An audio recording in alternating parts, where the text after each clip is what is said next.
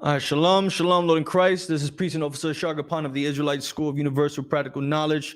Started out at 1 West, 125th Street, Harlem, New York, under commanding General Yohana. And since 1969, Black, Hispanic, and Native American men in the ISUPK have been teaching Blacks, Hispanics, and Native American people all over this world the truth of their identity, their heritage, their culture, and that is that we are the real children of God. We are the 12 tribes of Israel that you read about in the Bible. And today is a Monday night history class. So what we're going to get into is Christmas. You know, because Christmas is actually in the Bible. And people and a lot of Christians and Catholics like to say Christmas is in the Bible, but they don't know where to find it.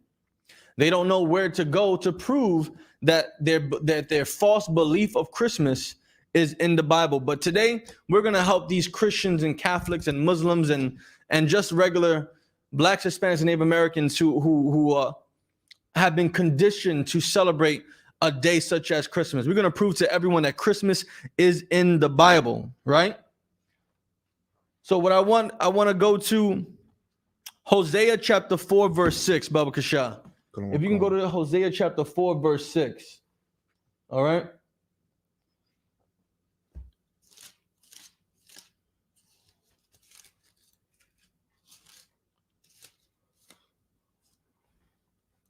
Let me know when you got it. I got it, sir. Go ahead. Hosea chapter 4, verse 6. My people. My what? My people. This is referring to all so-called Black, so-called Hispanic, so-called Native Americans. Keep going. Are destroyed. What? Destroyed. Destroyed is when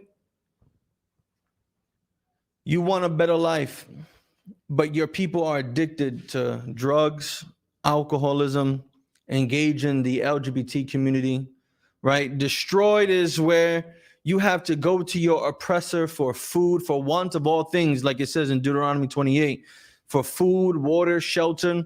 You can't do things for yourself. Destroyed is you hating another Black, Hispanic, or Native American person simply because they have just $1 more than you, or they have a woman that you want to be with. Jealousy, greed, lust, all these things. Our people are what? Destroyed. Keep going. For lack of knowledge. And that lack of knowledge is represented in this fake holiday called Christmas. Because Black, Hispanic, and Native American people all over this world are going to be bailing out all these businesses, all these institutions, all these companies on this holiday season, especially for Christmas. And we are destroyed for a lack of knowledge because we have been indoctrinated to accept this false belief.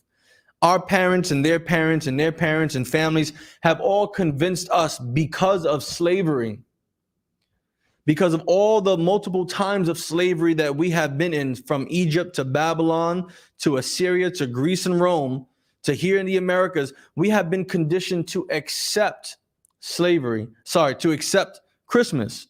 Keep going. Because thou hast rejected knowledge. And since we reject the truth, since we reject this Bible, right? Since we want to reject the fact that Christmas is not a high holy day, since we want to reject what the Lord has told us to observe and do, and how to dress and how to talk, what we can and cannot eat, who we can and cannot sleep with and have children with and marry, right? Because we want to reject this knowledge. Keep going. I will also reject thee. The Lord said what? I will also reject thee. The Lord said he would reject us. And he has. Multiple times the Lord has rejected us and turned his eye away from Israel, which was well deserving, because we just kept constantly sinning. We constantly kept spitting in the face of God. We constantly kept disobeying God. And Christmas is proof. when Black, Hispanic, and Native American people celebrate Christmas, it is proof that we reject knowledge, and this is the reason why God rejects us. Because the whole idea of Christmas, God never told us to celebrate. However, we want to celebrate these pagan holidays, right? Like in this book called Pagan Christmas, you'll find a lot of so-called customs, right, associated to the pagan holiday of Christmas that we have just been forced to believe in, like the trees, like the Christmas tree, like the Christmas carols, right? Like the Yule log. Did you know that during slavery, our oppressor, the white man, will tell blacks that they can roam freely, be free, for as long as the Yule log that they brought into the master's house burned for? So if black people, Hispanic people, Native American people wanted some freedom, wanted to be able to go visit their son who was sold into 2 states over, right? Then we would have to go find the biggest Yule log, the biggest tree trunk that we can find, so that way it can continue to burn for as many days as we were able to travel and come back. Because the moment that log stopped burning was the moment Christmas was over, or our temporary freedom was over, and we were forced back into work, back into slavery, right? Let's go to John chapter 10, verse 11, right? And I want you to hold that there, because I want to go into some history that people don't normally know about. Now, I'm telling you that Christmas is a fake holiday. I'm telling you that Christmas is a pagan holiday. I'm telling you that Christmas is not in the Bible, that Jesus Christ was never born on December 25th, that Christmas trees have nothing to do with God and baby Jesus, right? I'm telling you this, but you look at me and you see a nigga, you see a spick, you see a wetback, you see a redskin savage, and as another Black, Hispanic, and Native American person, you really don't think I'm credible. You don't think that I went to college. You don't think that I actually studied. You don't think that no Black, Hispanic, or Native American man that's trying to teach his people something is credible. So, since you don't want to open up a book and read it yourself, how about we just let the best teacher you ever have tell you, the white man? We're going to let the white man tell you out of his own words, right, about Christmas. Because you never believe a black man when he's talking on the streets. You never believe a Hispanic man when he's talking on the street.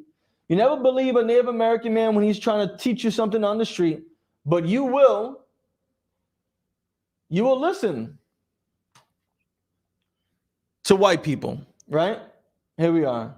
Christmas in one way or another, according to the Pew Research Center. The holiday began in the 4th century when church officials birth of Jesus. But several customs we've come to associate with modern-day Christmas actually evolved from ancient pagan traditions celebrating the winter solstice. Because historian Kenneth C. Davis is the best-selling author of the Don't Know Much About series, which we love. Welcome back to the table. Merry Christmas. Merry Christmas to you. It's always a pleasure to be here. So this is something I've always been fascinated by, because the Bible never talks about the date of Christ's birth, yet we celebrate December. And what? The Bible never talks about the date of Christ's birth, but 25th. Why? We celebrate it on December 25th.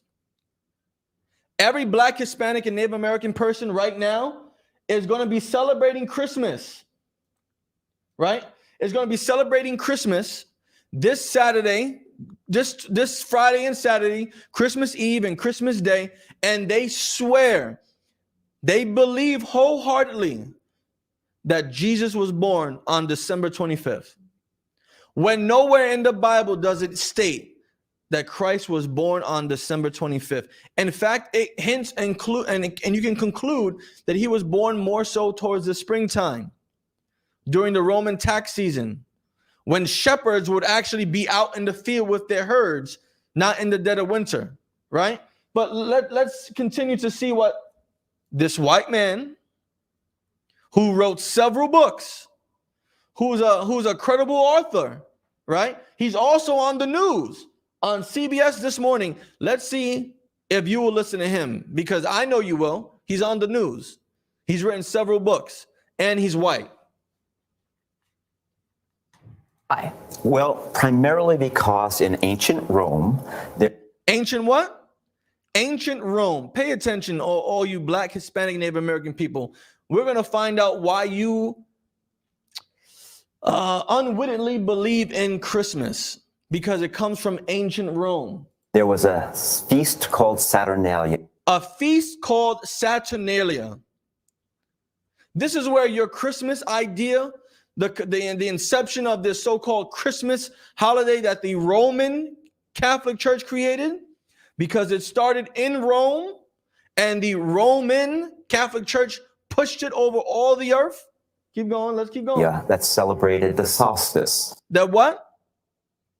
Does it celebrate Christ, or does it celebrate the solstice, the winter solstice? Listen, I'm just a Black, Hispanic, and Native American man telling you something that the men before me have been trying to tell you, but you never listen. Some of you listen and you end up coming in and changing your life to serve God, but you always learn best from white people.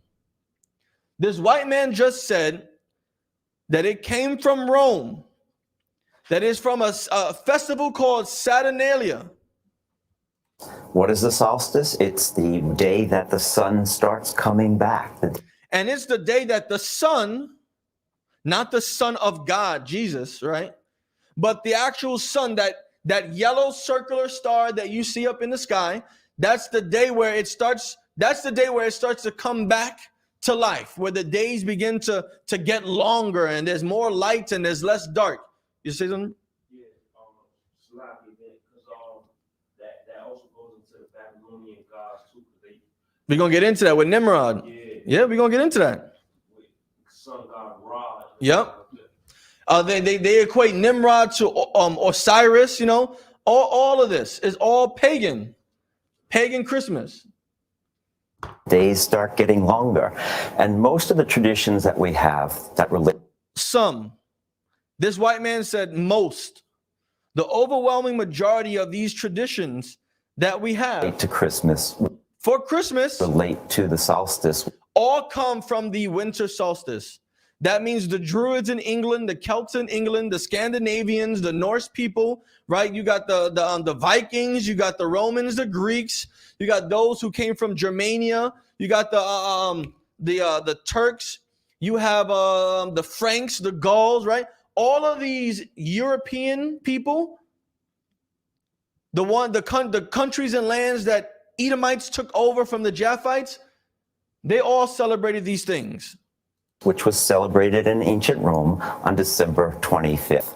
So when Christianity became the official religion, in a sense, in Christianity, pushed by the Roman Catholic Church, Rome, they were able to fix this date, which some scholars say may be earlier than that. There's a little discrepancy about it, but there's no question that the fact that it was celebrated in Rome as an important day with almost every single historian agrees that it was celebrated in Rome as one of the most important days to the Romans, to the people who created the Roman Catholic Church, to the people that pushed Christianity throughout the four corners of this earth. with gift giving. Gift giving.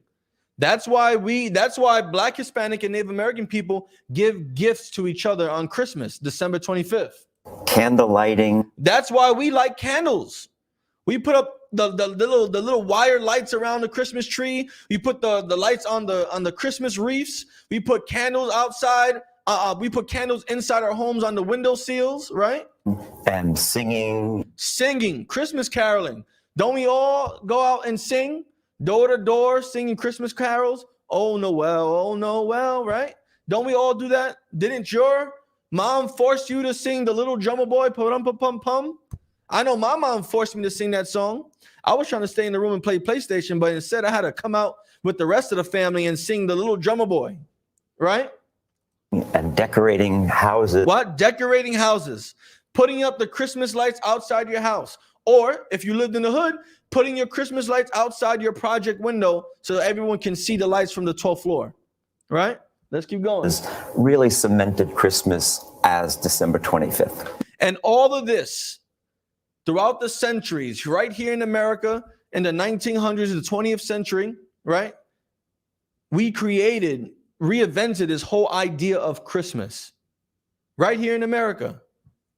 You always say you don't know much according to your books, but do you know why we have a Christmas tree as opposed to a bunch of hydrangeas, which I think are really pretty? This is another Puffy and pretty. This is another. How about that, Ken? This is another pagan tradition. A Christmas tree is another pagan tradition. And if you get the book, A Pagan Christmas, Plants, Spirits, and Rituals of the Origins of the Yuletide by Christian Raschig and Claudia Mueller-Ebeling, there's a section on the Christmas tree. You can read this section on the Christmas tree. And this white man, the person that you love to listen from, the person, the same people that Black, Hispanic, and Native American people give the utmost respect to, just said that Christmas tree that you just put up in your house and put Christmas balls and lights and ornaments of little white naked baby angels and a star on the top of the tree, or a little angel with wings on the top of your tree, you put the nativity scene out in front of your house or in front of your doorstep in your project apartment, right? It's all pagan. It has nothing to do with the Bible. It has nothing to do with God. It has nothing to do with Jesus. So Christmas is really about bringing out your inner pagan. Christmas is all about bringing out your inner pagan. Again, look at the book. The book is called Pagan Christmas. It's written by white people. And this white man, your favorite person to learn from, just said that Christmas is all about bringing out your inner pagan. Not about bringing out your inner relationship with God, not about bringing out your desire to serve God, not about bringing out your obedience to obey the laws, statutes, and commandments of the Most High God. It's about bringing out your inner pagan. Let's keep going. The Christmas tree really comes to. Who knew we had an inner pagan? Yeah. Who knew we had an inner pagan? White people did. Because white people created Christmas. White people took the stories out the Bible and perverted them. Heathens, Africans, Asians, they all did this. And they have all convinced Black, Hispanic, and Native American people to celebrate a pagan holiday, to bring out the inner pagan in you, in us, since we don't want to obey God and serve God. That's what the wise men said that. I can't remember. Well, it's like Halloween and a lot of other things we do. These all predate Christianity. But in the Norse world, Germany, the Scandinavian countries, where winter was really serious and the solstice was really an important idea, they celebrated the return of life by celebrating an evergreen tree.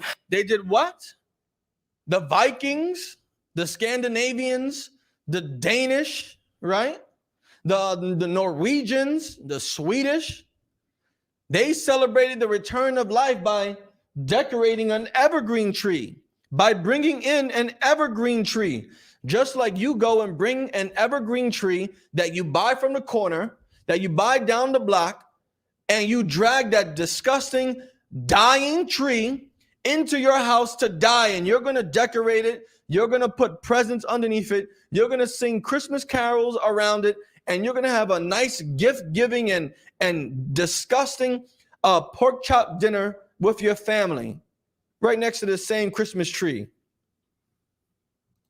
When Christianity came in, they started to use the evergreen tree, the pagan symbol. When Christianity, this white man just told you that when Christianity came onto the scene, started becoming popular, they used the symbol of life, the symbol of growth, which originated in Scandinavia, which was a symbol of Norse god of rebirth. They used this. And now our people use this as a symbol of the tree of paradise. And they started to hang an apple on it. And they started to hang an apple on it. What color is an apple? Red, green. Don't we find red, green ornaments on Christmas trees nowadays? Isn't that one of the popular colors to hang on a Christmas tree? Balls on green trees. Oh, that's Getting the ornaments. picture here. That's where the idea That's for right. ornaments So came all of these things really celebrate the idea that light and life are coming back into the world, which is a And this is a pagan idea that light and life is coming back into the world. Because now on December 25th, and during that time, the sun is out longer. There's more daylight, right? And you know as a farmer that after this day, the days are now going to get warmer. Light is now going to be longer. It's going to lead into the time to the springtime where you're going to be able to start to plant. Then comes the harvest season, right? It all comes from pagan traditions and pagan beliefs. essentially what Christmas means to Christians across the world. Right, and mistletoe? Mistletoe. That mistletoe that you love to walk around Christmas parties and hang up and try to kiss all the white women at your corporate job events, right? Yeah, that's also pagan as well. We can thank the Druids for that. The Druids, the people, the Druids, the witches, whatever you want to relate them as, that lived in England, that lived in France, right? That lived in the northwestern part of Europe, the Druids and the Celts. Here we go. The Druids believed that mistletoe was an all-powerful healing item. It hung from the sacred oak. In fact, if you met somebody in the forest, you gave them the sign of peace under the mistletoe. And what better way to give someone peace than by kissing them under the mistletoe? So people started to hang mistletoe above their doorways. They said, look, they put up here that the mistletoe represents life and the blood of Christ. I thought blood represents blood and berries on a green plant just represented food to eat. But to these Druids, to these early Christians that got you to believe in this, you now believe that mistletoe represents the blood of Christ. You think of it as something that's sacred and holy, that God ordained. As a symbol of peace. This was such a powerful symbol of paganism that English churches actually banned the use of it. And in fact, the real war on Christmas in America begins with the Puritans in around 1659. They knew all of these things, the date, the traditions were pagan ideas. The Puritans banned Christmas for about 20 years in America before the celebration became just too popular. You'll be glad to know all of your answers today were correct. You know a lot. You know a lot, Kenneth C. David. Our fact checker over here. Yes. Merry Christmas to you, Kenneth. And this does not take away, we're not the Grinch spoiling it here. It still has all the meaning that it has, but we can celebrate it and understand where these things come from. Good day to you with your favorite grandchildren. I look forward to that one day. And there you have it. The white man, your favorite teacher, your favorite person to listen to, because you think white people are always correct. And a black and Hispanic man who loves his people and does research can never be right. Can never be right. Can never be right. You know? We're always going to be wrong, no matter what. But the white man, you love that white man. So you would rather believe him, right? So we heard from a white man. We watched a white man talk about Christmas, right? Let's see what God has to say. Can you read Jeremiah chapter 10? So we can start at verse 1. God. Jeremiah chapter 10, verse 1. Hear ye the word which the Most High speaketh unto you. Hear ye the word that the Most High speaketh unto you. If you are black, so-called Hispanic, so-called Native American, listen up. Shut your mouth for once. Stop running it. Clean the wax out your ears and just listen. Take a second, breathe, and listen to what the Bible has to say. Listen to the word of God. Keep going. O house of Israel. It's talking about blacks, Hispanics, and Native Americans. We are the house of Israel. We are the 12 tribes of Israel that came from the 12 sons of Israel, Jacob. Keep going. Verse 2. Thus saith the Most High. This is what the Lord said. Keep going. Learn not. Learn what? Not. It says learn not. Don't learn. Now, I'm not going to tell you don't learn your ABCs or don't learn Hebrew or don't learn math and don't learn how to mix chemicals to create Tylenol to cure your headaches and common cold. I'm not saying none of that. Because science and medicine and mathematics and language, you can find that all in the Bible. The Levitical priests were our doctors back in the day, right? We had methods of quarantining and staying safe, health-wise, and dietary laws to help us stay healthy and stay clean. Keep going. Learn not the way of the heathen. God says, learn not the way of the heathen. And celebrating Christmas is the way of the heathen. Lying to your brothers is the way of the heathen. Right. Trying to set your brothers up and murder them is the way of the heathen. Being jealous of your people is the way of the heathen. Stealing from your people is the way of the heathen.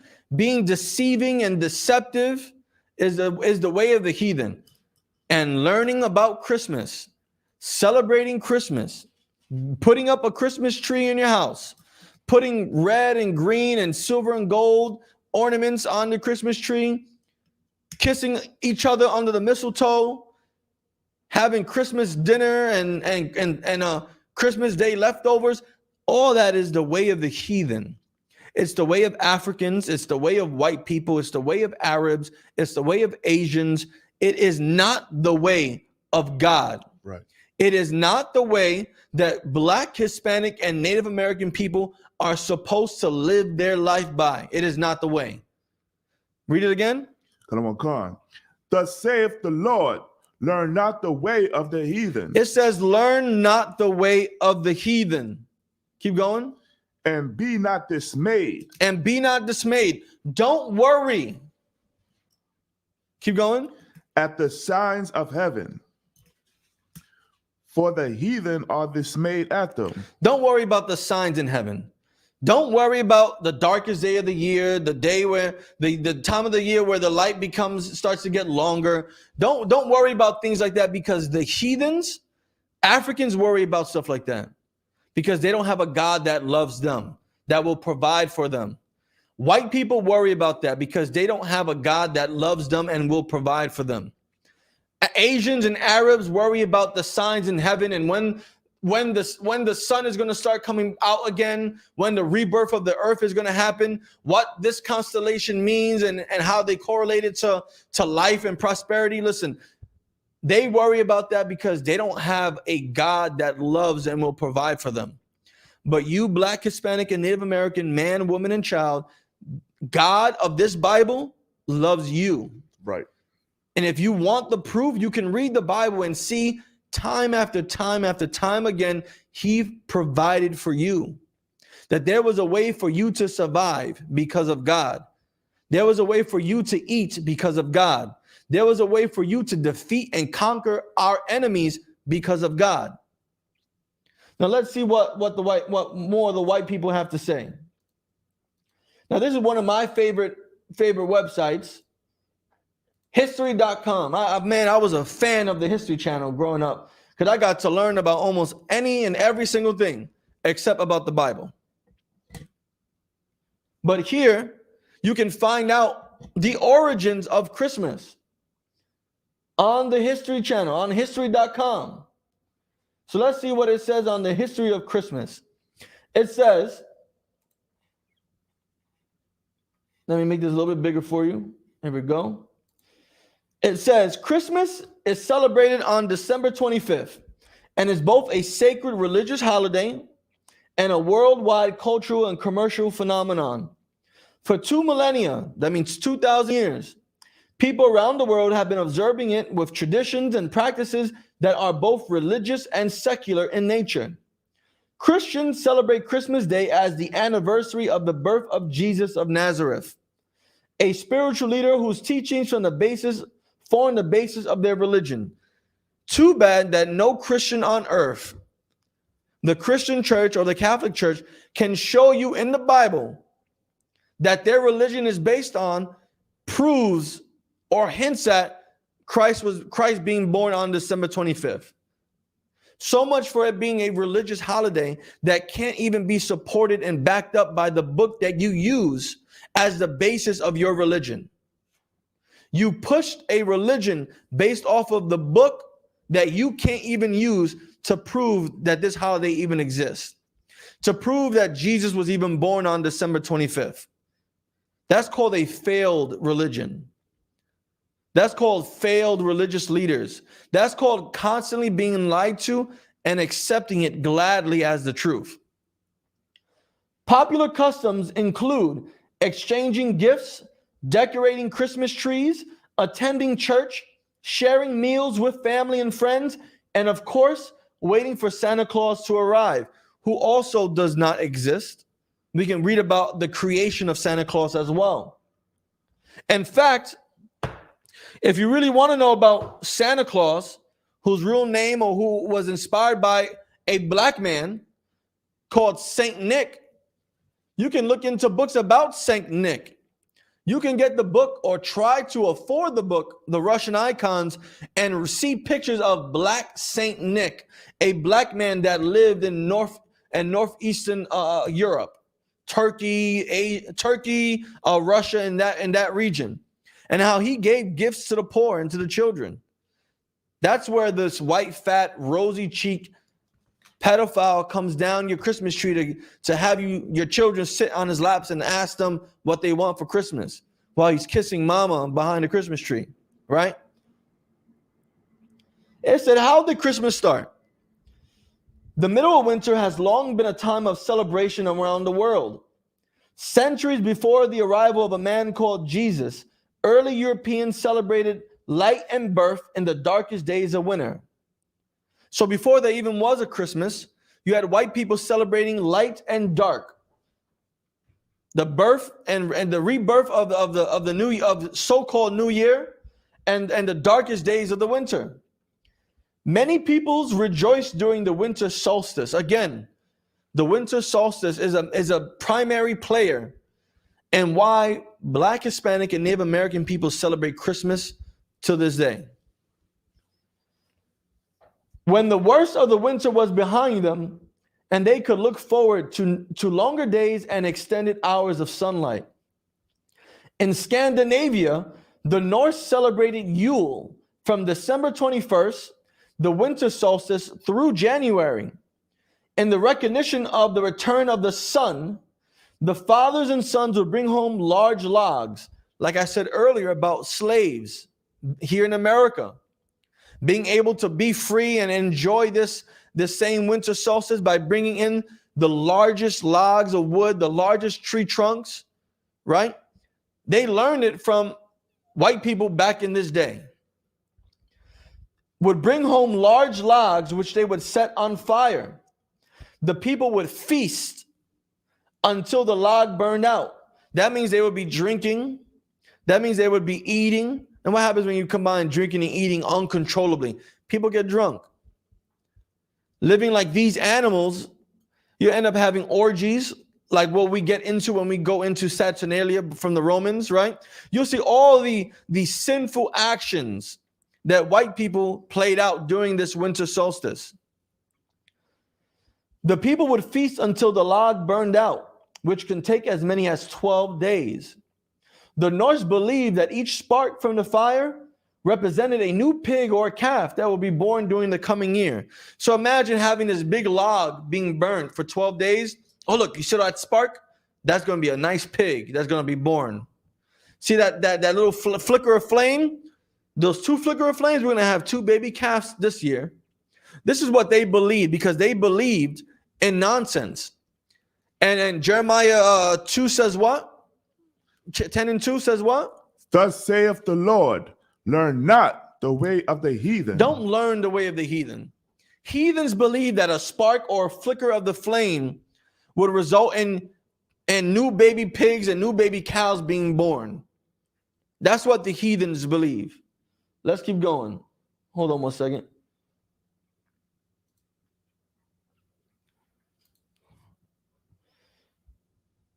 The end of December was a perfect time for celebration in most areas of Europe.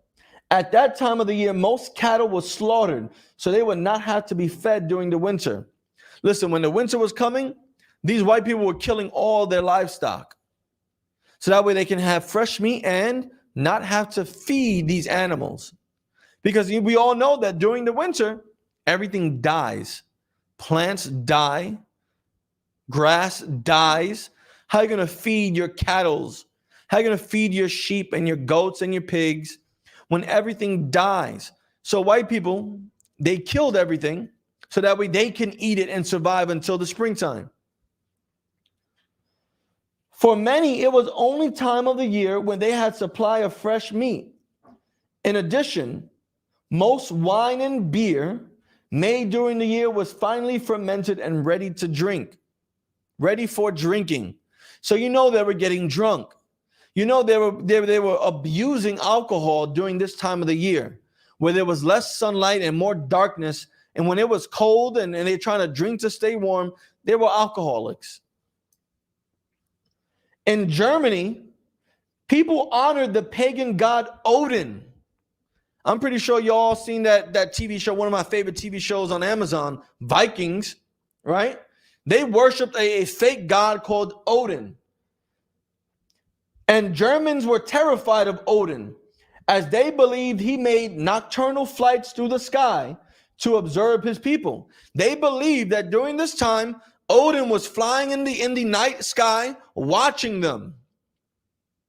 And they then decide who would prosper or perish. So Odin, this fake god that these white people believed in, was flying around in the night sky, looking at all the Germans, deciding who would prosper and deciding who would perish. That sounds a lot like that fake Santa Claus who has a list and who's checking it twice and is going to see who's naughty and who's nice, who's going to receive some toys or who's going to receive some coals in their stocking or underneath the Christmas tree. That sounds very eerily similar to the fake god Odin of the Vikings, of the Germanic people, of the Scandinavians, of those who believed in all these fake Norse gods. Because of his presence, many people chose to stay inside. Now, let's get into Rome, where the Roman Catholic Church, aka the Catholic Church, one of the birthplace of Christianity, started from. Let's see what the Romans did for December 25th, for the winter solstice, right? And again, you can go on history.com and you can look this up. You can get this all for yourself, right?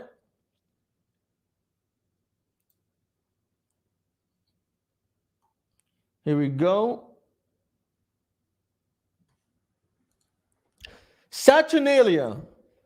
In Rome, where winters were not as harsh as those in the far north, Saturnalia, a holiday in honor of Saturn, a fake god. That's what Saturn is, a fake god.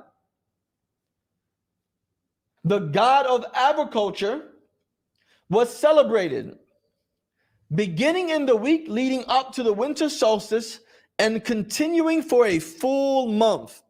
So for a full month, they were celebrating these Romans, these white people, these Edomites, these Idumeans, and all the rest of the people that they enslaved and had living in the Roman Empire were celebrating a month of Saturnalia to the god called Saturn, the god of agriculture. Was a hedonistic time. Saturnalia was a hedonistic time. Now, if you don't know what hedonistic means, I'll tell you. According to Merriam-Webster's dictionary, hedonistic is devoted to the pursuit of pleasure. Now, what do you think people were doing during the month-long party or celebration of Saturnalia if they were hedonistic? They were pursuing all manners of pleasure, all manners of worldly pleasure that gave them the most pleasure, that made them feel good. Sex, drugs, alcohol, eating, partying, dancing, singing, right? Wicked fornication, pedophilia, bestiality, everything that these Romans, these white people can do to bring them pleasure, this is what they did during Saturnalia.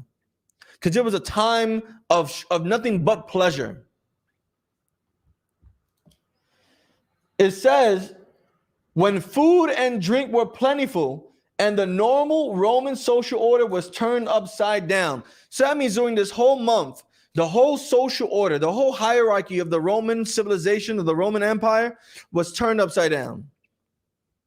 For a month, enslaved people that were slaves, were given temporary freedom and treated as equals. So that means for this month, your slave was treated as your equal. Businesses and schools were closed so that everyone could participate in the holiday festivities. All businesses were closed down. All the schools were out. Don't the kids get like 3 weeks off for Christmas break? Yes, like that. Man, I was just about to say it, man. That sounds real similar to like the modern day holidays that they give us, like Thanksgiving. Yes. And the weeks that they give us all when just had like the weekend off, like Christmas coming up, Christmas Eve and everything like that. That's where they get it from. It's not a coincidence, maybe? It's not a coincidence whatsoever. Remember, this is a Roman holiday. The Catholic Church, the Christian Church, sprung out of Rome. That's why it was called the Roman Catholic Church. The Catholic Church spread its reaches to all areas of Europe, to Africa, to the Middle East, to Asia, to here in the Americas. It all comes back to these heathen days, these heathen people. And what does the Lord want us not to do, Shaul? Learn not the way of the heathen. We weren't supposed to learn the way of the heathen. We weren't supposed to learn the way of the Norse gods and their traditions. We weren't supposed to learn about Saturnalia and celebrate this month-long orgy and reveling that these Romans did, right? It says also around the time of the winter solstice. So not only did the Romans celebrate the winter solstice with honoring their god Saturn with the festival Saturnalia, Romans also observed Juvenalia, a feast honoring the children of Rome. Right? There you go, brother. You got it. So here, Romans observed Juvenalia, a feast honoring the children of Rome. So for this feast, however long it was, children were honored. Children were treated as if there was something special about children, that they had to be honored on this festival. It says, in addition, members of the upper classes often celebrated the birthday of Mithra, the god of the unconquerable sun, on December 25th. So another god, another fake god, another holiday, another festival that these Romans celebrated was Mithra, the god of the unconquerable sun, who was born on December 25th. It says that Mithra was an infant god, kind of like the story about the little baby Jesus in a manger, right? Was an infant god born of a rock. For some Romans, Mithra's birthday was the most sacred day of the year. Now keep that in mind. One of the most sacred day of Christians and Catholics is December 25th, because they think that it's the birthday of Christ. To most Romans, to some Romans, the most important day of the year was the birth of Mithra, the infant god, on December 25th. Now that's more than a coincidence. Again, the easiest way to have people join you is to assimilate what they believe with what you believe and join them and merge them together. So the Christian church says that Jesus was born on December 25th. The Romans believed that Mithra was born on the most sacred day of the year, December 25th. Let's keep going. Is Christmas really the day Jesus was born? In the early years of Christianity, Easter was the main holiday. The birth of Jesus was not celebrated. Shaw, let me get the Zondervan's Bible Dictionary, Baba Shaw. Right there, right there to your right. Right there. Perfect. Right? If you don't already, I strongly advise you to purchase or to search for the Zondervan Pictorial Bible Dictionary. Just like any dictionary, it defines the words that you would encounter while reading a newspaper or book, right? This will give you the definition of people, places, things, dresses, everything according to the Bible, that is in the Bible. Now it says that Easter was the main holiday of Christianity. Let's see what Easter actually is according to the Bible.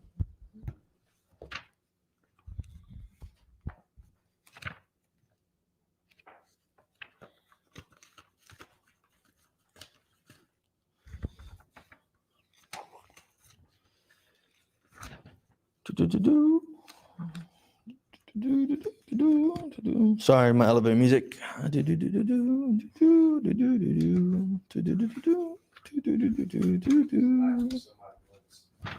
What happened, brother? I was gonna say, it's like someone told me one time, Christmas said Christ Mass, like Christ Massacre. Like they was trying to kill the original origin of Christ. Well, Christmas is that is a reach, but there is usually a mass that happens at evening, you know. So it says here, Easter, rendered Easter in Acts 12 verse 4, but correctly translated Passover. So Passover, let's see what Passover is. If Easter is Passover, so what is Passover?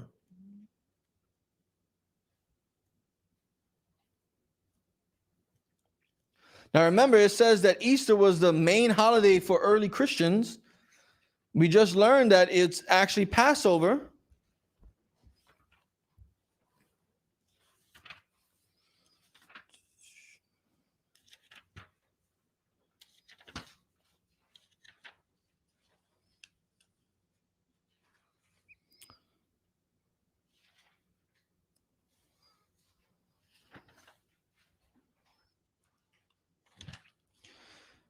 Passover, Feast of Passover.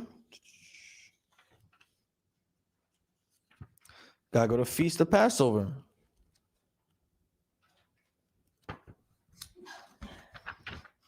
Shalom says, how you doing? How you doing? Good to see you.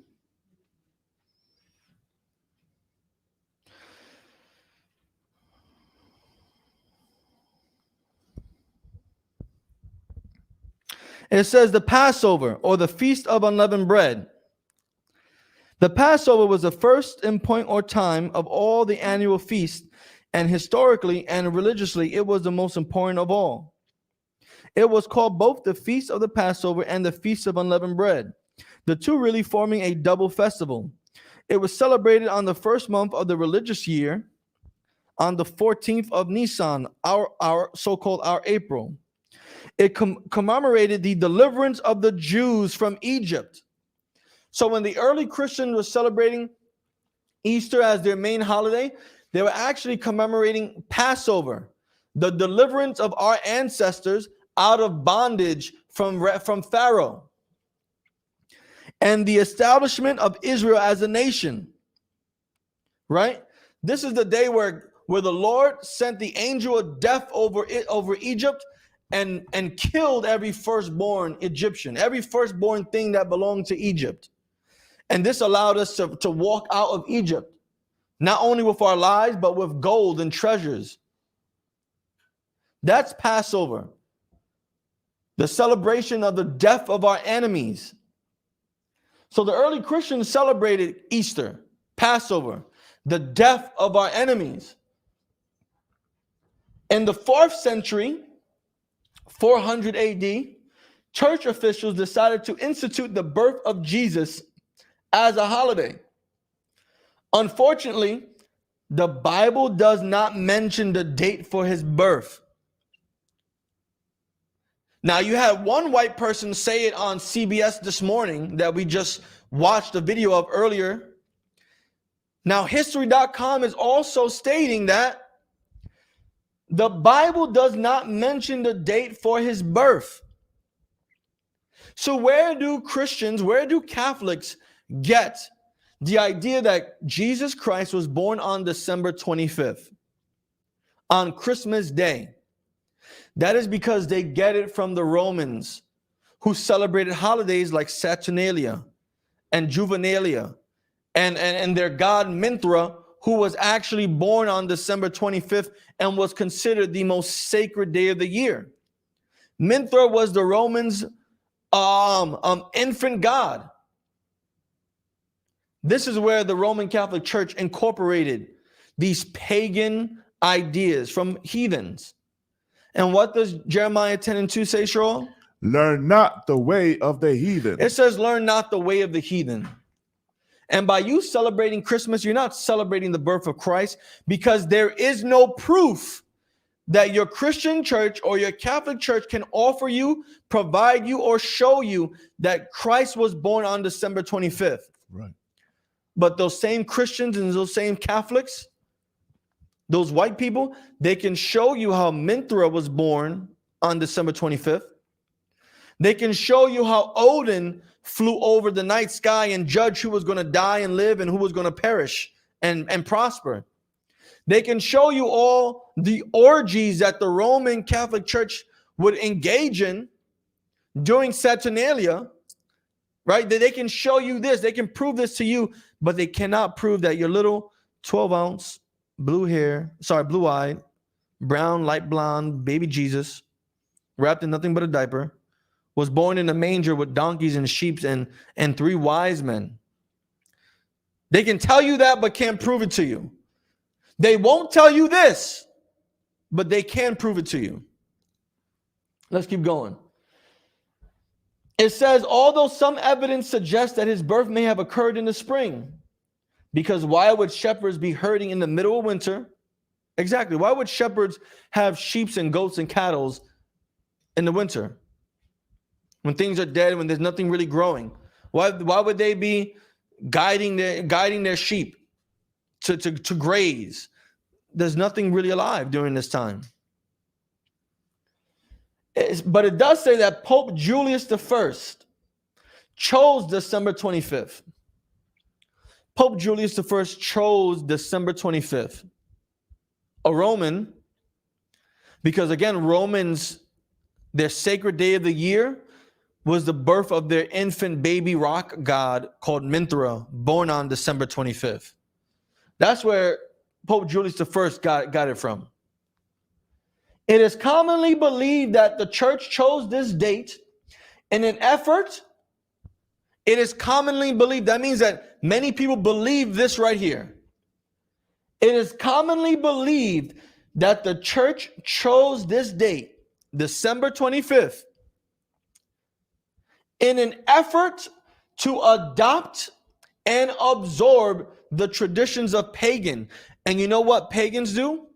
Pagans celebrate the god Mithra, little baby infant rock god born on December 25th. They adopted and absorbed pagan beliefs, like celebrating Saturnalia during the winter solstice, like celebrating a Juvenalia, the honoring of children. For what reason?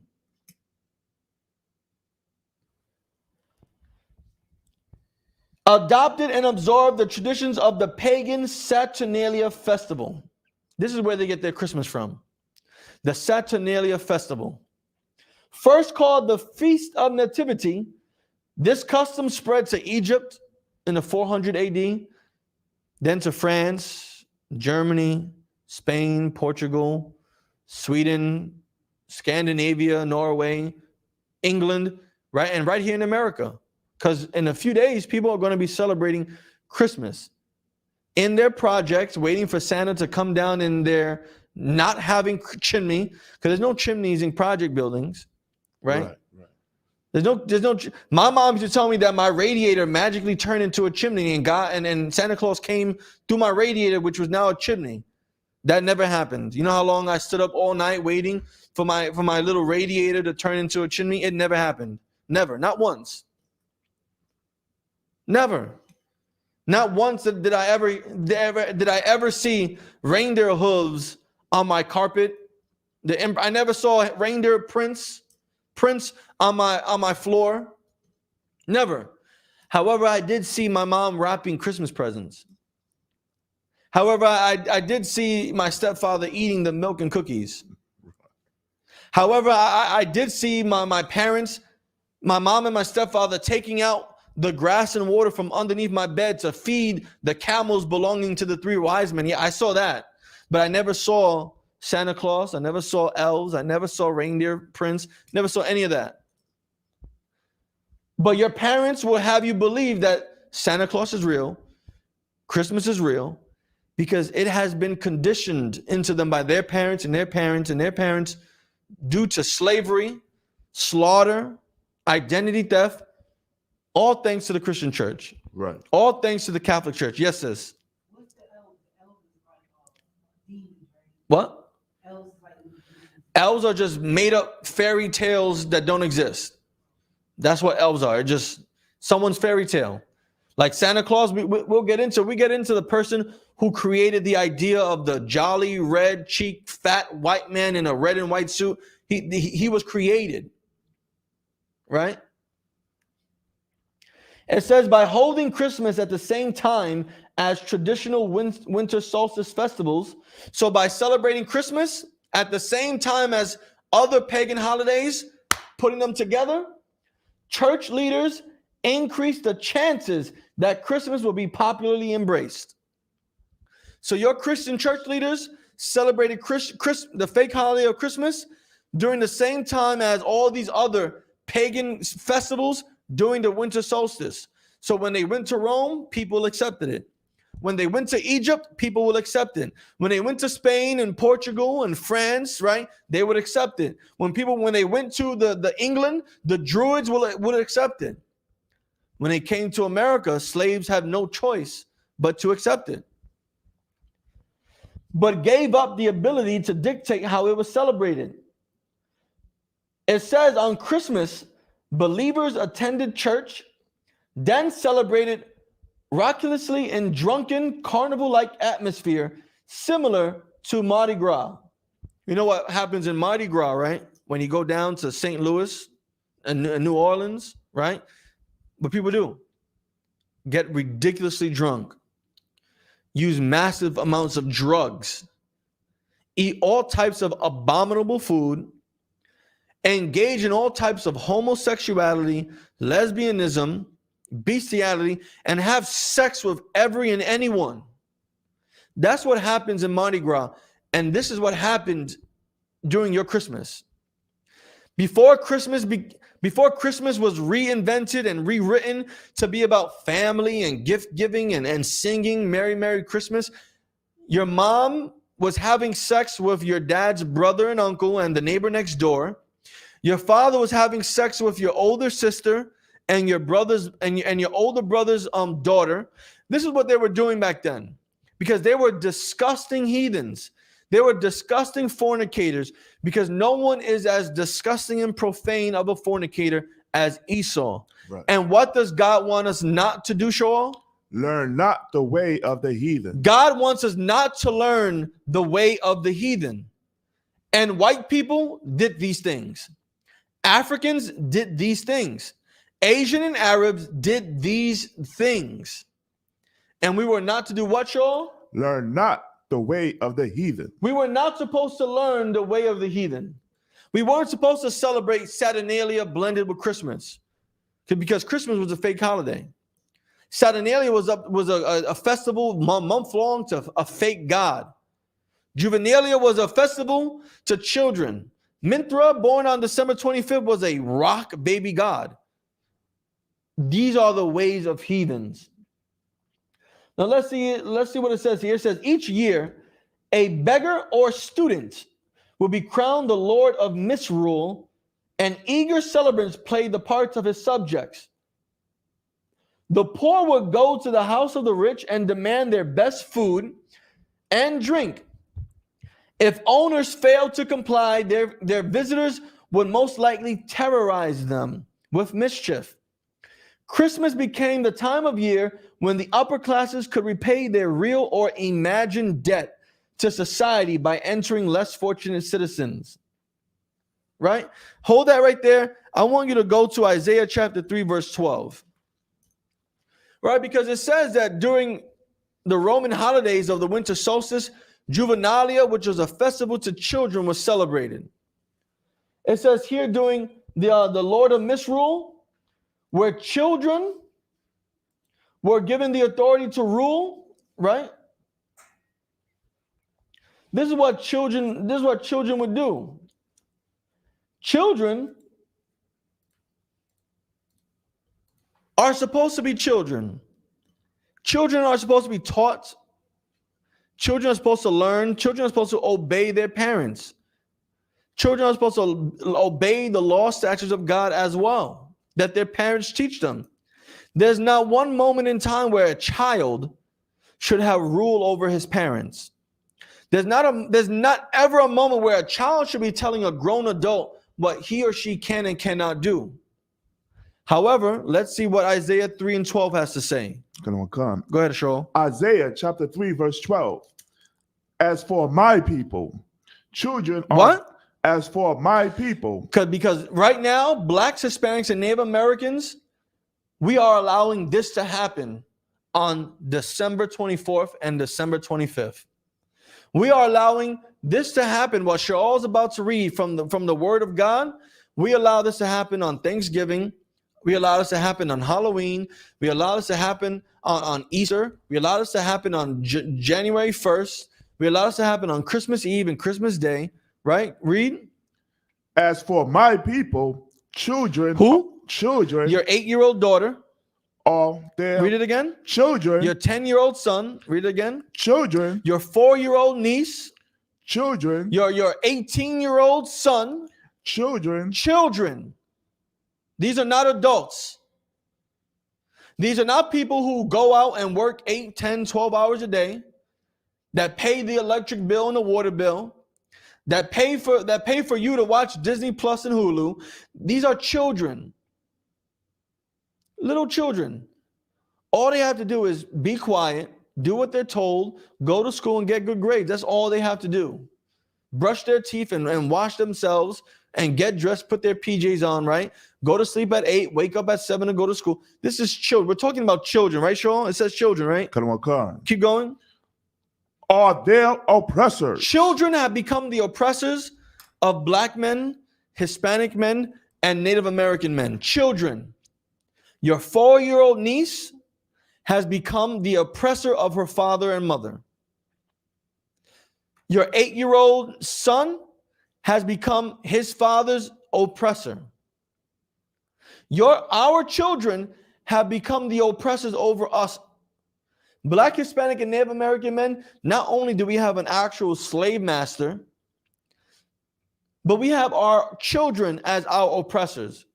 Because your children are going to say, you don't love me, Dad, if you don't get them that PS5 or that Xbox S series for Christmas. Your children are going to say, you don't love me, Dad, if you don't get me that giant Barbie doll with the Ken doll to match and the Barbie pink house with the Barbie Lamborghini convertible. You don't love me, Dad, if you don't buy me that pony that I want. Dad, you don't love me if you don't buy me what I want on Christmas. And you know what fathers do? Just to please their child, who is their oppressor, they go out there and sell drugs. Fathers will go out there and rob other fathers. Right. Fathers will go out there and murder other fathers. Fathers will go out there and steal and rob and do all types of abominable things, commit sins to the Lord just for their children, because their children are our oppressors. Keep going. And women. And what? Women. Man, don't even get me started. You know that commercial, every kiss begins with K? And you should get your diamond, your woman diamonds, right? Because you get diamonds at K Jewelers. And if you want a kiss from your woman, you better go to K Jewelers and get a diamond for her. Your women, read it again. And women. And women, your baby mother, your own mother, your daughters, right? Your aunts, your grandmother, keep going. Rule over them. Rule over the men. Because your grandfather is going to do whatever your grandmother tells him to do on Christmas. She wants that diamond. He better go to K Jewelers. And if he wants that kiss on Christmas Day, he better go get her that jewelry that she wants. If he wants peace on Christmas Day and for the rest of the year, your women, your wife, your baby mama, they oppress you too. They rule over you too. You want to be able to come home to a nice dinner? Well, you better do what your wife says. You better do what your baby mother says. Otherwise, you're going to have a loudmouth monster in your house wringing your left ear off until your right ear falls off. Right. Children have become our oppressors. And women, what? Rule over them. And women rule over us. This is what's happening this Christmas right here. I know for a fact that my mother is telling my stepfather what she wants for Christmas, and if he wants a happy half of the year, he's gonna get what my mother wants to get her. I know that these little children out here, the little Black, Hispanic, and Native American boys and girls, are telling their mothers and fathers, "This is what I want for Christmas. If you love me, you're gonna get me this for Christmas. I'm making a list to give to you, to give to Santa, because this is what I want for Christmas. If you love me, you're going to take me down to Macy's so I can sit on Santa's lap and tell him what I want for Christmas." Children rule over us. Women oppress us. Drop that, go back to Jeremiah, Baba Shah. Come on. Hold on one sec. Yeah, you go back to Jeremiah.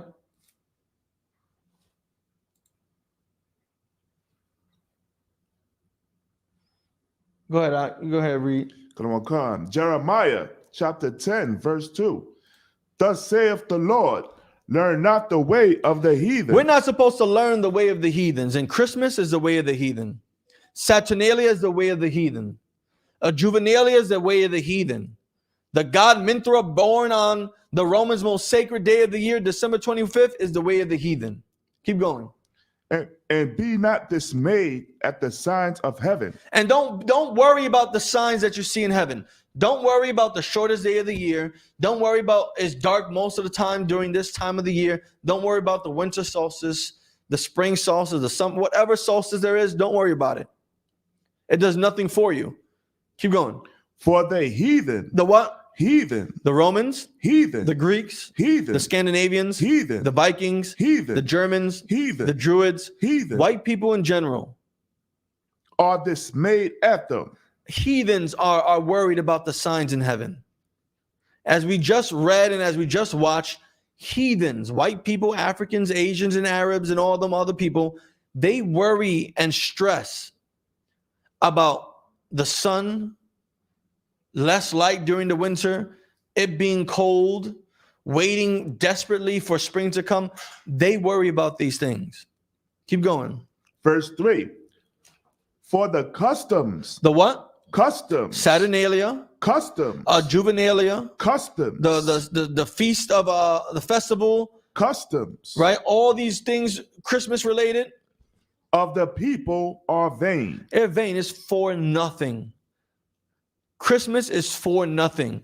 Christ wasn't even born on December 25th. You're putting presents underneath you're putting presents and other gifts under a tree for nothing. You're decorating your house in ribbons and red and blue and gold and silver for nothing. You're bringing a Christmas tree into your house for nothing.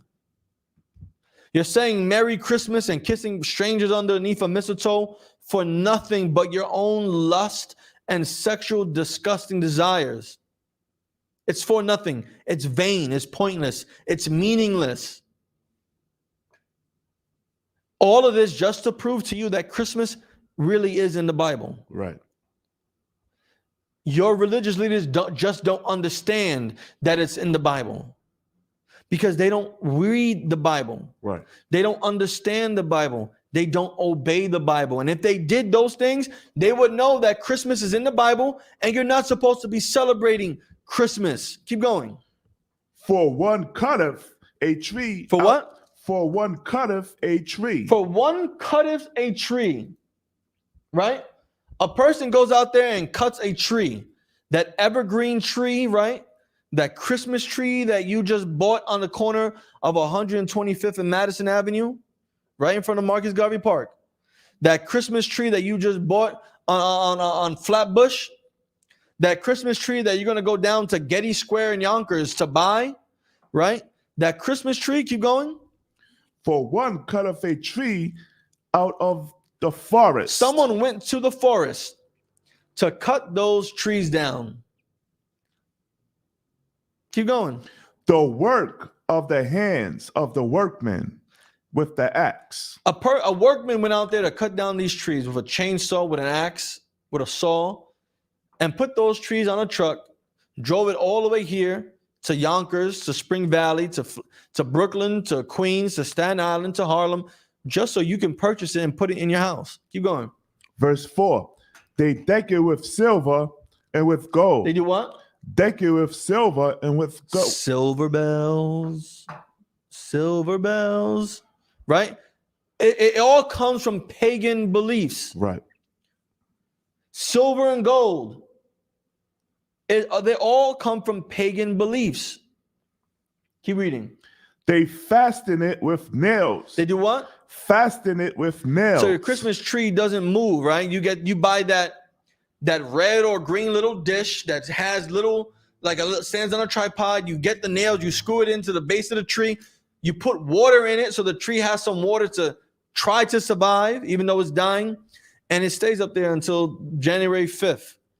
And then you pull the little pine needles off, you put it in a bowl, you put it underneath your bed so the three wise men's camels can eat it. Right? That's what Hispanic people do.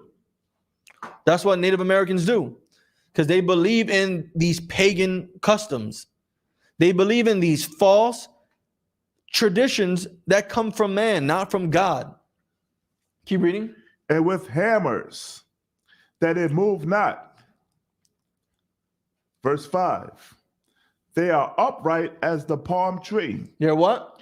They are upright as the palm tree. No, a palm tree stands up straight, tall, high. What do you think they were using back in Babylon and in Egypt? Palm trees. Now we have evergreen trees and pine trees, right? Keep going.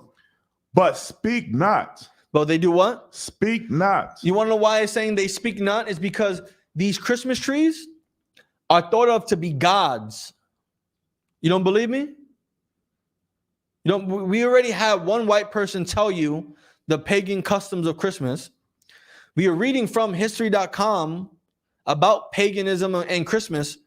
How about we do some more history? How about we learn about Nimrod and what this Christmas tree really means, right? So let's end this and let's go to another screen I have here.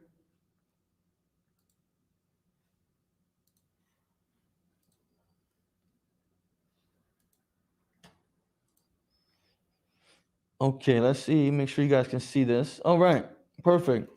So it says, this is from BibleTools.org, right?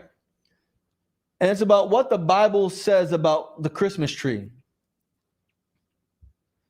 It says, when you put up that tree, tack a wreath on the door, and maybe hang mistletoe from the lintel. What are you signifying? Evergreen trees were important fertility emblems for pre-Christian ceremonies marking the winter solstice.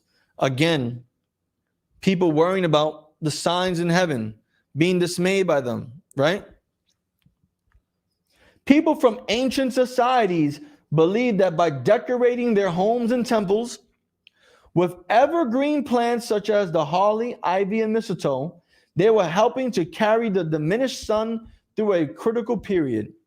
So they thought by putting up these trees and plants, they were helping the sun get through such a harsh time. This is another pagan belief. Mistletoe was the most sacred plant of the Druids. It was given great reverence because it grows on the venerated oak, and they worship the oak tree. The custom of kissing under the mistletoe comes from the ancient idea that mistletoe is the oak's genitals. Sis, you want to say something? Their genitals, whether it's a rod, their testicles. The mistletoe represents the oak tree's testicles. Let's just leave it at that. The mistletoe tree is hanging from the oak tree, like testicles would, hang from a man. This is what they thought. So they would just like the Egyptians, and there's so much homosexuality in the Egyptian and Kemetic way of life.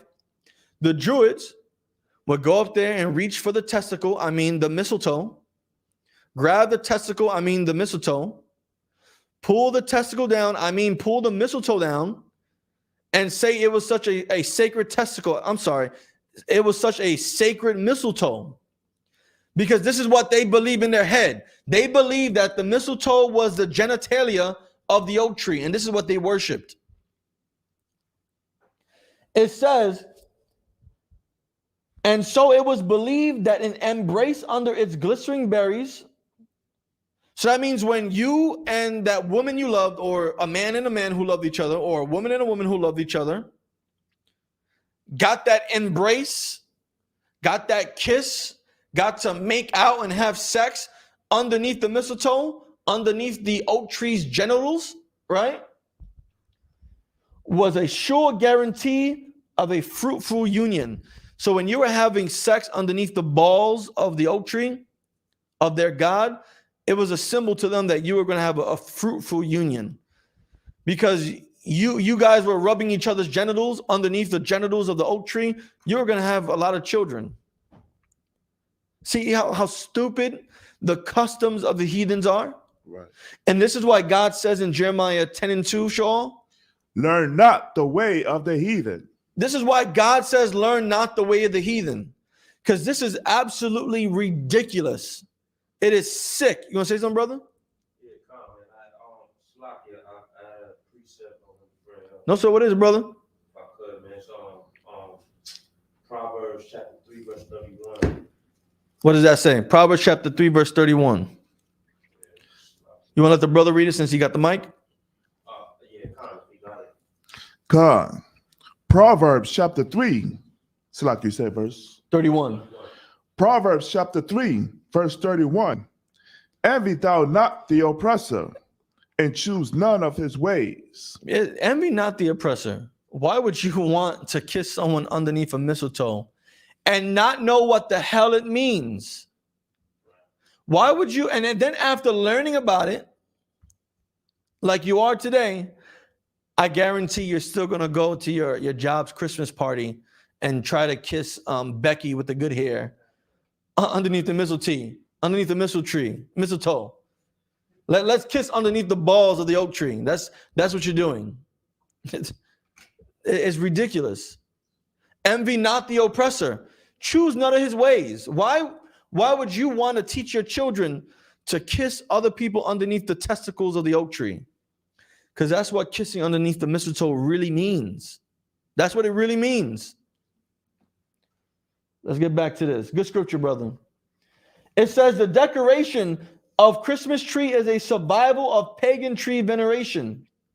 So they reverence and worship these trees. And so that's what we do on Christmas Day now. Black, Hispanic, and Native American people are going to make sure that tree is nice and secure in that Christmas tree dish. Make sure that there's a lot of water for the dying tree to have. Excuse me.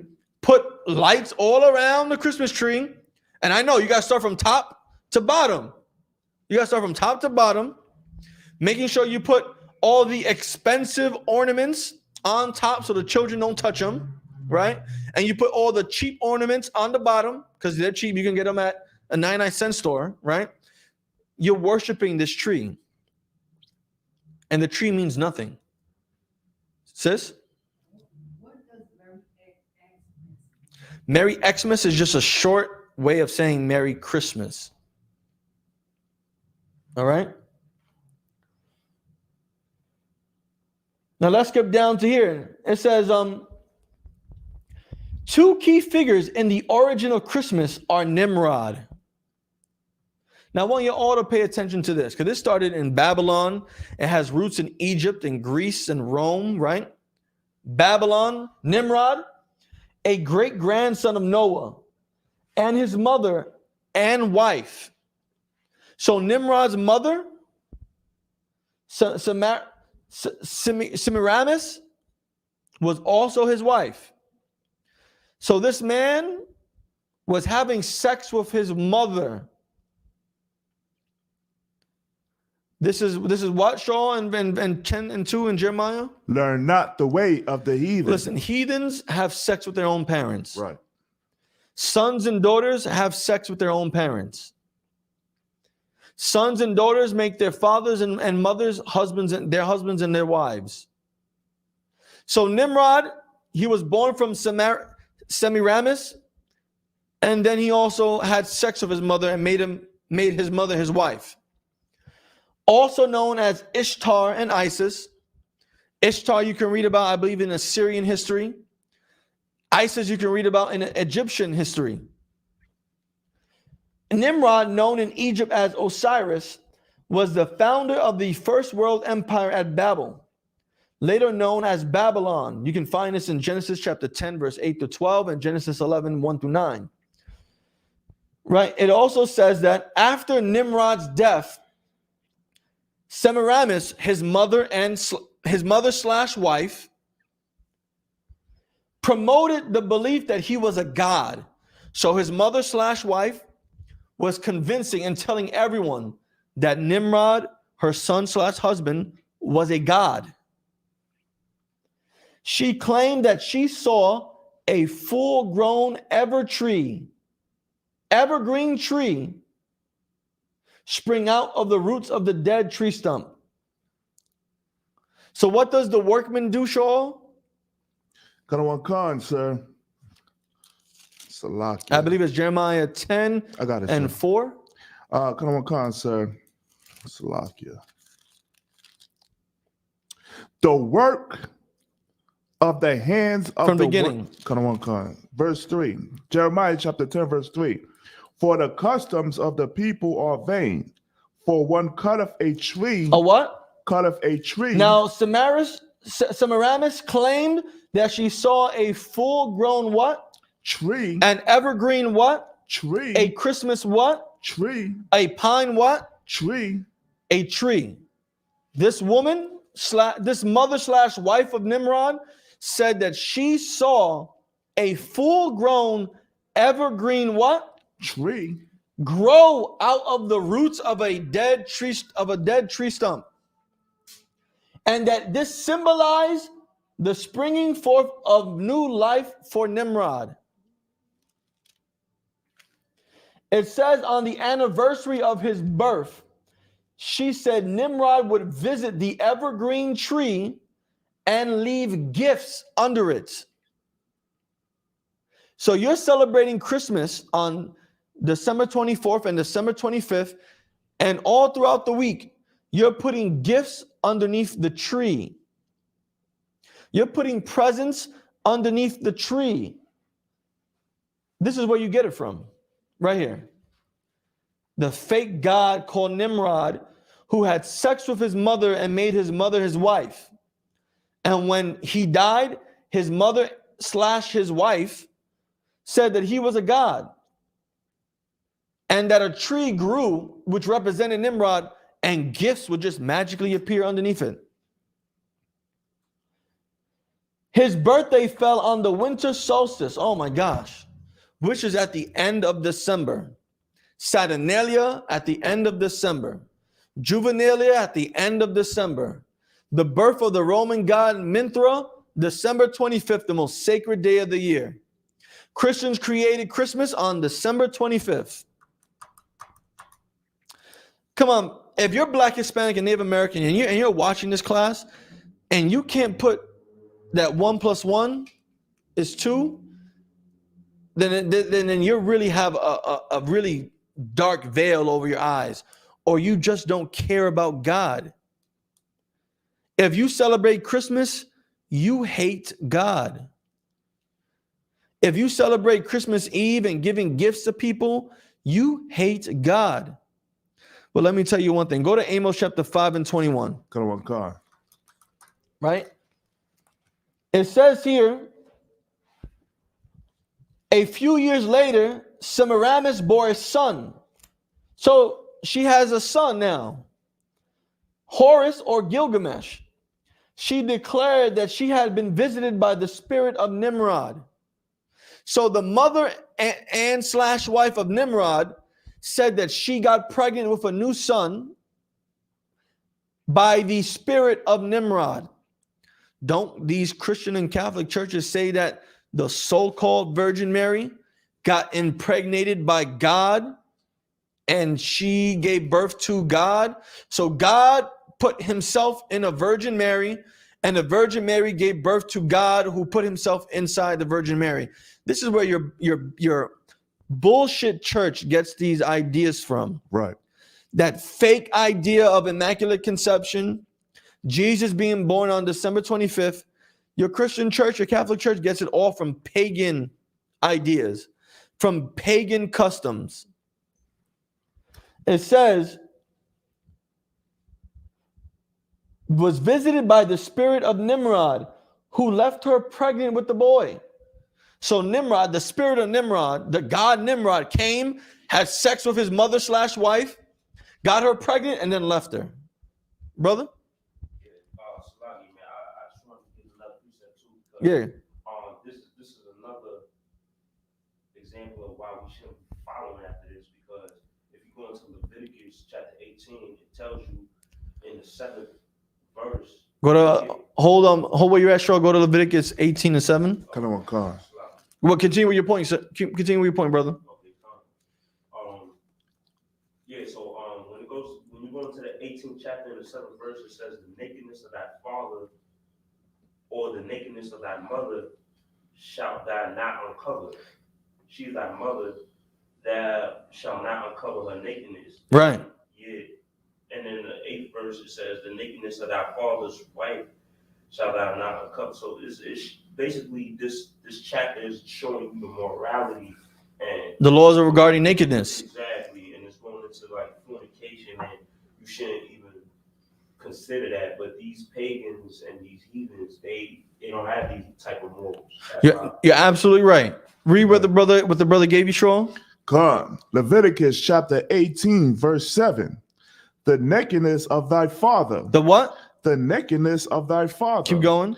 And the nakedness of thy mother. The what? The nakedness of thy mother. Keep going. Thou shalt not uncover. Listen, these heathens will have sex with their parents.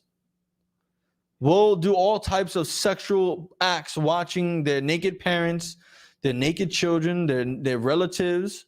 Listen, the whole idea of the white Jesus, Caesar Borgia, had sex with his own sister Lucretia, who is painted as the image of the Virgin Mary. Same thing that's going on here. These heathens engage in all types of disgusting, wicked fornication. No concept of morals or laws. That's because God does not love them. And according to Jeremiah 10 and 2, God told us not to learn after the ways of these heathens. Because this is what heathens do. They have sex with their mother and make their mother their wife. This is what heathens do. Heathens will lie and tell everyone that their husband / son is actually a god. That her husband / son came to her in the night, had sex with her, and got her pregnant. No, that just means that woman, your mother, your wife, had sex with someone else and got pregnant, and is crediting you, a fake God, as being the entity that got her pregnant. That's just disgusting. That's all about paganism. Right. Sis? So, get that bubble show. Get that bubble show. Just step away, sis. Right? So, it says that a few years later, Semiramis bore a son named Horus, or Gilgamesh. She declared that she had been visited by the spirit of Nimrod, who left her pregnant with the boy. Horus, she maintained, was Nimrod reincarnated, right? So she claimed that Nimrod, that Horus, just like you read about the Egyptian god Horus, that it was actually Nimrod that was reincarnated, okay? And the son deified, became like a god, was given the powers of a god, right? Was respected as a god, a deity. And this was the start of the perverted Trinity, like you read about in the Catholic and Christian Church. All right? So that's where we get that whole idea from. That Christmas tree was that evergreen tree that sprung out from the dead roots of a tree. You putting gifts underneath the tree was because every time the fake god Nimrod came during the springtime, somehow he would leave gifts underneath that tree. Just like Santa, every time he came on December 25th, he would leave gifts underneath that tree. I just want to go into one last thing before we end the class on Santa Claus. Because Santa Claus does not exist. Santa Claus is fake. And this is where we get the idea of Santa Claus. We're back on history.com. It says, who invented Santa Claus? The legend of Santa Claus can be traced back to a monk named Saint Nicholas. And again, I got the book right here. The Legend of Saint Nicholas, who was born in Turkey around 280 AD. Saint Nicholas gave away all of his inherited wealth and traveled the countryside helping the poor and sick, becoming known as the protector of children and sailors. And then from this, the black man named Saint Nick, we get the fat, disgusting pedophile with the rosy red cheeks wearing a red and white outfit called Santa Claus or Kris Kringle, right? It says that St. Nicholas first entered American popular culture in the late 18th century in New York, where Dutch families gathered to honor the anniversary of the death of St. Nicholas, Dutch for St. Nicholas, or Sinterklaas for short, which is where Santa Claus draws his name from. In 1822, Episcopal minister Clement Clark Moore wrote a Christmas poem called An Account of a Visit from St. Nicholas. But you will know it today as 'Twas the Night Before Christmas. That popular poem, 'Twas the Night Before Christmas. Not a creature was stirring, not even a mouse. It comes from this. Santa Claus, that white man, that fat white man who eats the Oreos and drinks your milk on December 25th, who comes down your radiator. This is where he comes from, right here. The poem depicted Santa Claus as a jolly man who flies from home to home on a sled driven by reindeer to deliver toys. Listen, Santa Claus never landed on the 24th floor of my project building and never took the piss-filled, floor-covered elevator to the 12th floor to give me gifts. Right. I don't know about you. He damn sure wouldn't have been going down the staircases because you got nothing but gunners and dice throwers in the staircase smoking blunts. Santa Claus is not going to East New York. So you damn sure know that your mom and dad are buying you the presents. Right. Because Santa Claus, Prancer and Dasher and reindeers are not coming to land on the pink houses. They're not going to Bushwick. They're not going to Bed-Stuy. They're not going to Yonkers. They're not going to Austining. They're not going anywhere near you. It says the iconic version of Santa Claus was as a jolly man in red and white beard and a sack of toys was immortalized in 1881 when political cartoonist Thomas Nast drew on Moore's poem to create the image of Old Saint Nick. That's where Santa Claus comes from. So that jolly guy, that jolly white guy, and you should be very careful whenever you see a jolly, happy white man. Right. Be very careful whenever you see a happy white man. Stay away from happy white men. Because they're nothing but full of deceit, just like Santa Claus is. That's right. Because no white man ever is going to come give a bunch of niggas and spicks and wetbacks and savages any gifts. The only gifts we get is blankets filled with syphilis and chicken pox. Right. The only gifts that we get is wick and government cheese, so slaves can keep living and working for master. The only gifts that we get is the gifts that we got during the Tuskegee experiment and the grenades dropped down in Philadelphia in the 80s. And our communities, the only gifts we get are our communities being burnt to the ground on Black Wall Street. The only gifts we get is to be able to have a funeral for Emmett Till after those white devils murdered him. That's the only gifts we get, brother. Yeah, it's not while you on the top of the gifts, I can't remember off the top of my head right now, but it's a scripture that says a gift destroys the heart. Yes, oppression makes a wise man mad and a gift destroys the heart. I think that's in Proverbs. Show if you can find the Baba Shah. Come on, come on. Because that's what they do. They try to give us little crumbs and Yeah. little trinkets and just keep us docile. To sedate us, to keep us blind, to keep us hungry for more, to make us think one day white people will love us. One day, no, seriously. One day white people, they'll willingly want us to come into their home to sit down and eat. One day, that cop, he won't beat you like he beat and killed your brother. One day, you'll find that all white people are good.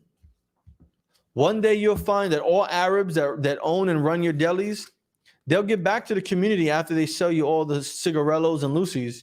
One day, those Asians will stop beating your wives and your daughters whenever they mess up on their nails, and then they won't beat them and throw acetone in their face. One day. You got that scripture, Shaw? Come on, Khan. Go ahead, read. Ecclesiastes chapter 7. Verse 7, right? Verse 7. Most High in Christ. Surely oppression maketh a wise man mad. What? Oh, surely oppression maketh a wise man mad. Listen, oppression makes a wise man mad. But the reverse of that is that oppression makes the rest of us dumb. Oppression makes the rest of us docile. Oppression, if you're not a wise man, if you don't obey the law, statutes, and commandments of God, you won't even think about oppression. You'll just accept it as a way of life. Keep going. Come on, Khan. And a gift destroyeth the heart. A what? A gift destroyeth the heart. Listen, that overtime pay on Christmas Eve and Christmas Day, you love that overtime pay, that little crumb, that little half a pay extra that you get from master destroys what?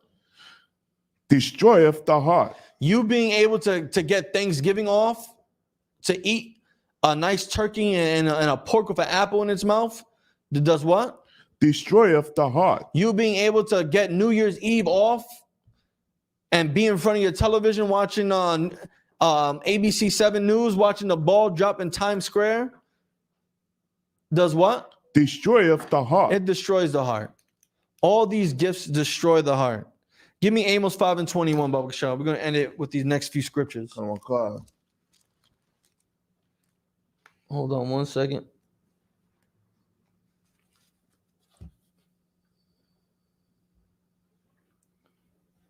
Read when you got it out. Come on, card. Amos chapter 5, verse 21. I hate. What? I hate. God said what? I hate. God said he hates. For all you soft Christians and Catholics, for all you Christians and Catholics that say they love God and read the Bible, God said he hates. God is not just all about love. You can't just decide to choose what you want to believe and what you don't want to believe. Yes, God loves. But what does God say here? I hate. God said he hates. Keep going. I despise. He despises.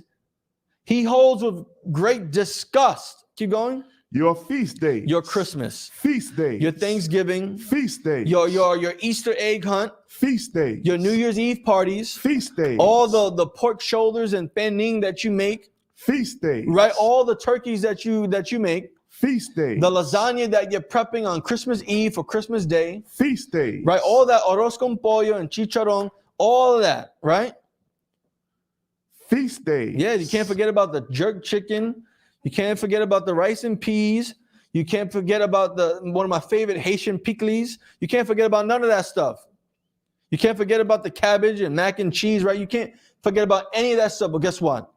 God hates and God despises your feast days, your Christmas Eve parties, your Christmas Day dinners, your Thanksgiving dinners, your Thanksgiving Day adventures to the bar to get drunk until 4 o'clock in the morning and then go on your shopping Black Friday hunt the next day. I know I used to do that too when I was lost in the world. God hated that and God still hates it. Keep going. And I will not smell in your solemn assemblies. God's not going to smell anything that you think you're dedicating to the Lord. Your Christmas Eve and Christmas Day dinner that your church is having in their basement when they're cutting up the nice ham glazed with pineapple sauce and juice, right? God hates and despises that. And although your Christian pastor is giving this nice fat ham to the Lord and everyone is praying over it, God hates and despises it. And he is not accepting your prayer. That's right. He's not accepting your offering of the abomination of desolation. He's not accepting that swine that you're trying to offer him. That's spitting in the Lord's face with you trying to give him a ham for Christmas. Keep going. Come on, God. Verse 22. Though ye offer me burnt offerings. Though you offer the Lord all these burnt offerings, the turkey, the lasagna with the 3 cheeses, the mac and cheese, right? With the heavy cream and all that. All you give the Lord all these things. You dedicate it to the Lord. Keep going. In your meat offerings. Keep going. I will not accept them. The Lord is not accepting your Thanksgiving dinner and you praying to him over it. The Lord is not accepting your Christmas Day lunch and dinner that you're praying over. The Lord doesn't care about it. The Lord hates it. The Lord despises it. You're wasting your time. You spending all those long hours slaving away in the kitchen, going to Stop and Shop and ShopRite and Pathmark and City Fresh, trying to get the ingredients to make your Christmas dinner. God said it's a waste of time. Keep going. Neither will I regard the peace offerings of your fat beasts. Keep going. Verse 23. Take thou away from me the noise of thy songs. Keep going. For I will not hear the melody of thy vows. Yeah, you singing Jingle Bells, Jingle Bell Rock, and you singing Oh Noel and the drummer boy, Rum Pum Pum, and I saw Mommy kissing Santa Claus. Yeah, God don't want nothing to do with that. God's not hearing that. You're not saying anything that God cares about. You're spitting in the face of God by singing those Christmas carols door to door and wishing people Merry Christmas. And God bless you. God doesn't care about none of that. But since you want to do this, if you are Black, Hispanic, and Native American, and you want to celebrate Christmas, even after today learning about that you should not, let's see what God says should happen. Read. Come on, verse 24. But let judgment. Let what? Judgment. Punishments. Run down as waters. Let destruction. Judgment. Let judgment. Let correction, right? Let it all run down like water. Keep going. And righteousness. What? Righteousness. Obeying God. Obeying the laws, statutes, and commandments of our Lord. Let righteousness. Keep going. As a mighty stream. Listen, let your I pray your Christmas tree catches on fire. Damn right. I pray to God that God has mercy and let no one dies in that fire. I pray to God that all you Black, Hispanic, and Native American people that are going to be celebrating Christmas, I pray to God that your children don't get robbed in the street and killed for wearing those new Jordan 12s. I pray to God that your husband comes back home safe from work and doesn't get robbed of the gold watch you bought him. I pray to God that your home door doesn't get kicked in and everyone gets tied up and all the presents get taken and everyone gets murdered. I pray to God that does not happen. But God said, let judgment run down like water. God brings life. God takes life. Right. God heals. God kills. If you want to keep celebrating Christmas and all these other pagan holidays, I want righteousness to rule. I want judgment to rain down like water. Because that's what God wants, and I want what God wants. Every man, woman, and child in the ISUPK wants what God wants. Every Black, Hispanic, and Native American man, woman, and child should want what God wants. Sometimes it's not nice. Sometimes people have to die. Sometimes people have to be put to death for us to learn lessons, like during the time of Moses and Phineas, like during the time of the Maccabees, like during the time of the death of Christ. Sometimes bad things need to happen for good things to happen. And I'm Priest and Officer Shagapan of the Israelite School of Universal Practical Knowledge out of the ISUPK, started out of 1 West 125th Street, Harlem, New York, under commanding General Yohana. And since the 60s, we have been teaching our people, Blacks, Hispanics, and Native Americans, that Christmas is pagan. It's not of God, it's not of the Bible. Christ was not born on Christmas Day, December 25th. For you to stop worshiping and participating in the customs of the heathens and to start serving the Lord of our people. With that, shalom, Israel. Clap it up for the class.